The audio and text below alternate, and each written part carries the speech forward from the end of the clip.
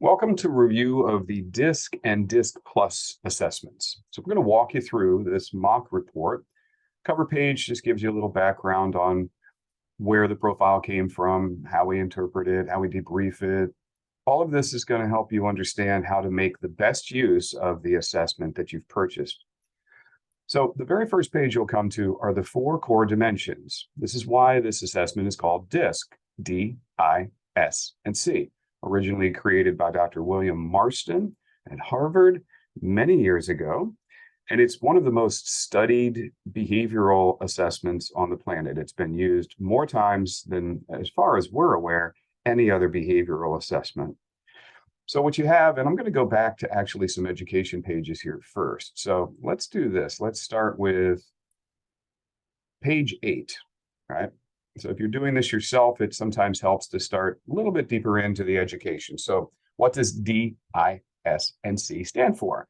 Decisive, interactive, stabilizing, and cautious, or conscientiousness as it originally was called.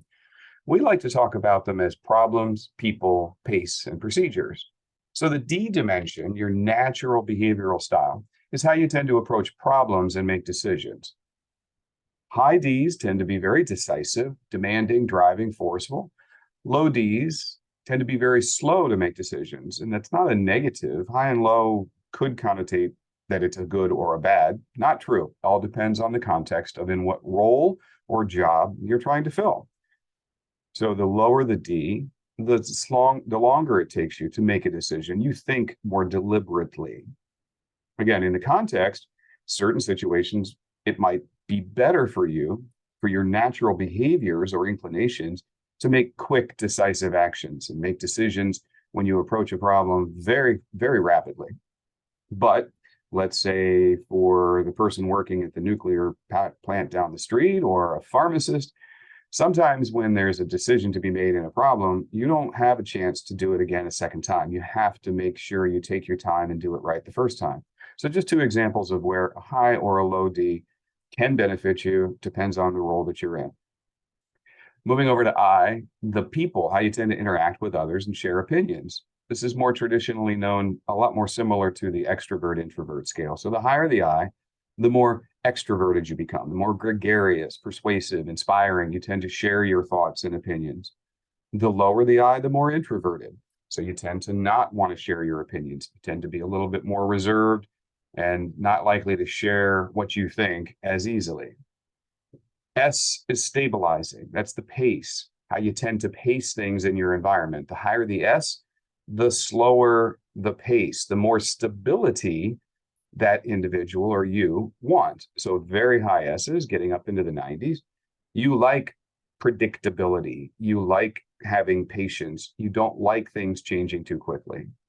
The lower the S, the more spontaneous or the less stability you prefer. This is your natural behavioral style. So again, really low S's don't like consistency. They like chaoticness. They like spontaneity. They like being active and can get sometimes restless. And then the last of the four dimensions, cautious, or what we'll talk about as procedures. Your preference for established protocols and standards. Little different than the S. This is talking about details. The higher the S, the more detail-oriented the individual wants to be. The more important it is to be accurate, more perfectionistic, systemic, cautious. The lower the C, the higher the altitude you prefer. You don't like getting below 10,000 feet. You're in the 10 and 15 range on your C. You're going to want to not get into the minutia. So those are the four dimensions. If you go back to the beginning of your report, you'll see these are your four natural dimensions. So the colored bars represent what is natural for you. The interesting thing about this model is that it also shows these gray bars, which measure your adaptive or your adaptations. And it's written down here below, explaining and understanding, helping you understand natural style versus adaptive style. But in short order, adapted means I feel I need to modify what my natural tendency is.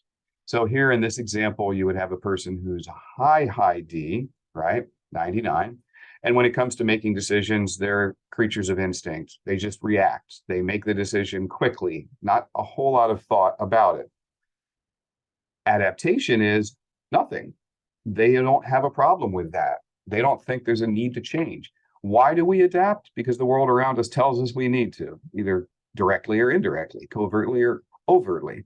People tell you need to be more decisive, you need to be less decisive, you make decisions too fast.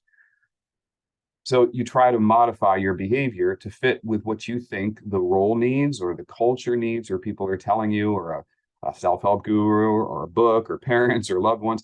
Everybody in the world is giving us some message about a way we may want to adapt our behavior.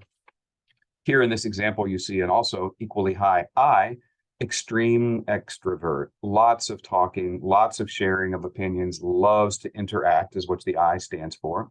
But you see the adaptation, wow, big drop, right?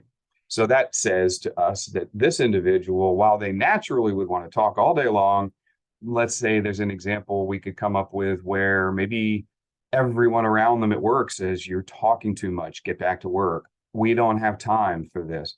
You need to be precise in your presentation to me, your manager says. Not so many words, too verbose, so on and so forth. S, natural again is the colored, and then the adaptation here. So you're looking for, what you really want to do here first is to understand what's my natural tendencies, and the rest of this report will unpack that for you. We'll walk through that in just a second. But I really think it's important to understand if you have more than 30 points, if that delta is 30, 31, more of adaptation. In other words, your adaptation is moving up or down, and it can go both ways. We see plenty of times where an 11C might adapt up to a 50 because they're being told at work or by whoever, you need to have more detail, you need to be more accurate, you need to slow down and take your time, make it perfectionistic. So if you have more than 30 points of adaptation, that implies that you're probably in a role or having to do a role in a way that doesn't come naturally to you. Now, some adaptation is perfectly healthy, up to 30 points, right? That's good stress, eustress. That can be healthy for us to meet in the middle and adopt. But if it goes over 30 points, we really recommend that you look into the way you're working and how you work, and is this the right role for you? Are you going about it in the right way? Because that adaptation creates stress and it saps your batteries, it drains your energy. And doing that all day long, that's not a good way to be. This individual, if we were coaching them, we would say, look, the I and the S adaptations make us very concerned that you're probably not in a role or doing a role the way that you naturally would like to. You want to be more talkative, you want to have greater stability, but you're being told or convinced in some way to not be, right? Shut up, stop talking, get back to work. And you'd like more stability, but this is telling us that you're dealing with a lot less stability. So maybe a much faster paced environment, more chaos than you normally like to have. So there's an explanation of what natural and adaptive are down on the bottom. And then I'm going to skip over because we're talking just about DISC for this one. And we'll come back to that. Here's the other introductory page. It's going to talk to you again about the 4 things we just mentioned and a little summary of what's in the actual report. So when we dig in, we start to learn about just those 4 elements of DISC, the big core 4, right? Those are the core dimensions. We go to the education page that we already talked about. Note here, there could be 100 words in each one of these columns. We had to fit it onto a single page. So it's not meant to say, hey, where my score is, oh, that means I'm this one word. This is for education purposes, to try to help you understand what happens when you move from one extreme to another. And many of you might be somewhere in the middle as a nice balance. This is a visual way that sometimes we're told that they don't like bar graphs or people don't like numbers. It's a lot of visual learners out there. This is just those 4 scores presented in a different visual way. And so it's just mapping out the area based on scores. So obviously that C at 11 is very low, S at 63 is mid-range, and you can tell that the majority of the behaviors are going to operate in a high D, high I manner. That's where all of those talents and natural talents really line up.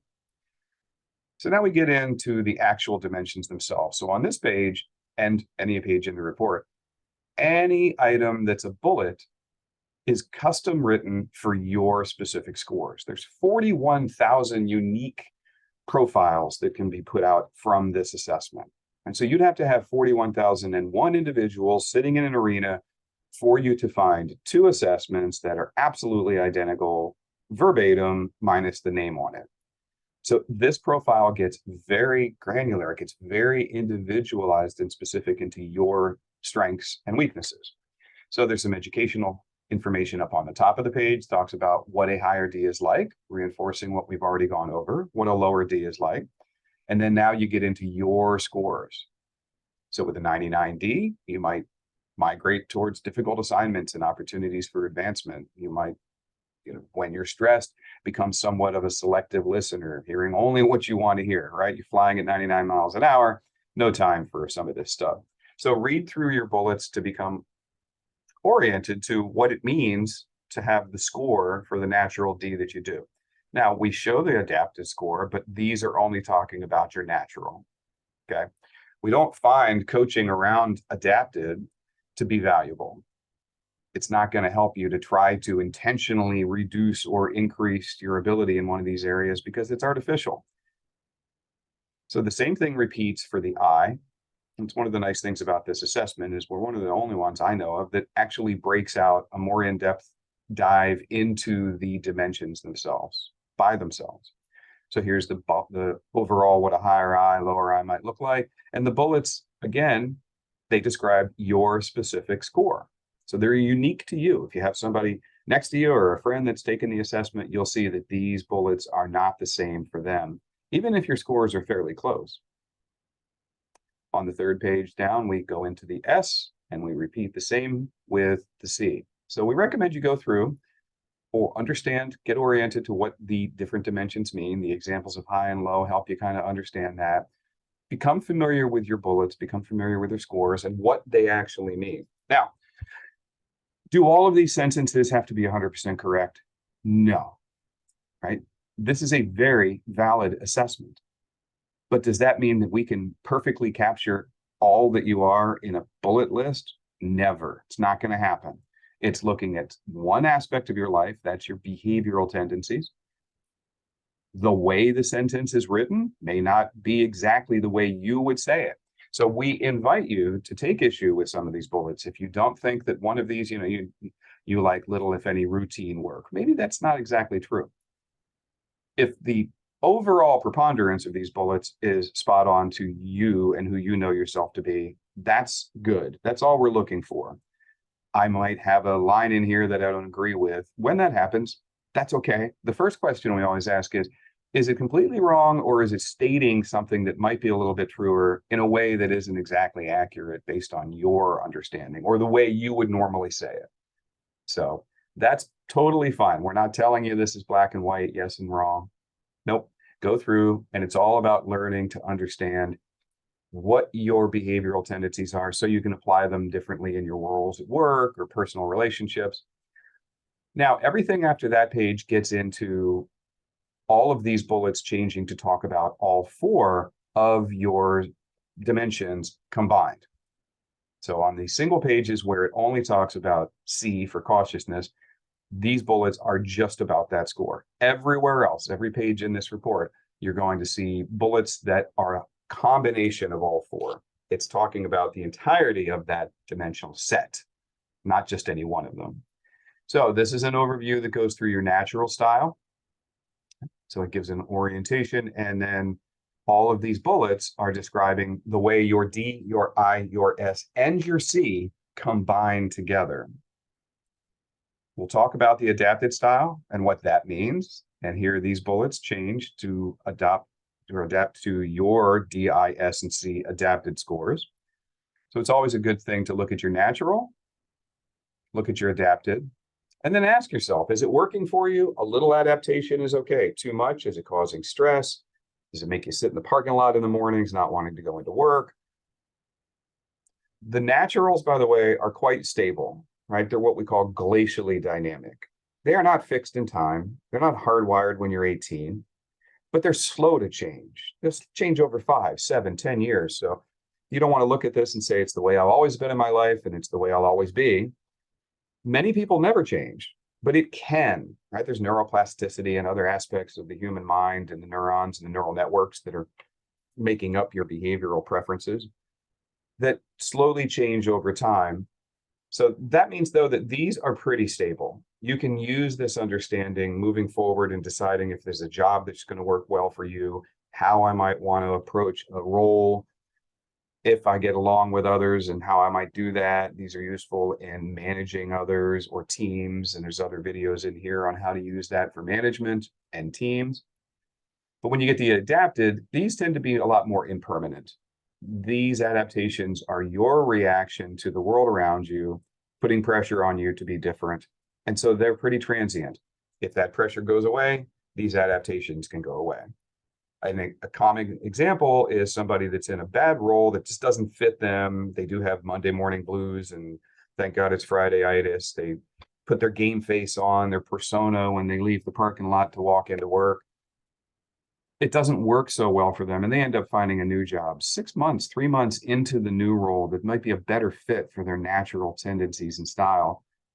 You see these adaptations go away. You see them come back into line because they've managed to get themselves into a better fitting role. Moving on from there, we go into ideas for being more effective. So the profile is meant to be self-interpreted. You can read through this and understand what are some areas based on my natural strengths and weaknesses. What are some areas where I might be more effective? And finding an opportunity where I have freedom to express my own ideas, initiatives, or creativity, right? Go back up to the original scores. That super high DI isn't going to set well in a role that says, hey, do what we tell you. Don't come up with anything new. Don't be creative. Rinse, wash, repeat. Okay? Or remembering not to be as abrupt or blunt sometimes. High DIs can be that. So a more effective approach might be to remember, you know what, I should probably think a little bit more before I talk. Common problem that high Ds, like myself, know we run into from time to time. This is going to connect to your motivation based on those 4 discs. So this page, the ideas for staying more motivated, will help you understand where are things that when you connect to them will keep you more engaged, will get you more motivated based on your behavioral style, right? So that was at high DI we're looking at with a moderate S and a low C. In this example, a change-oriented work culture is going to fit that person. They'll be more engaged and motivated, right? Or they'll ideally work better in a scenario that's direct, straightforward answers to questions are being given, not hyper theoretical. Remember that 10C that's in this example that this profile was written about? They don't want to get into too much minutia. Next page up talks about strengths.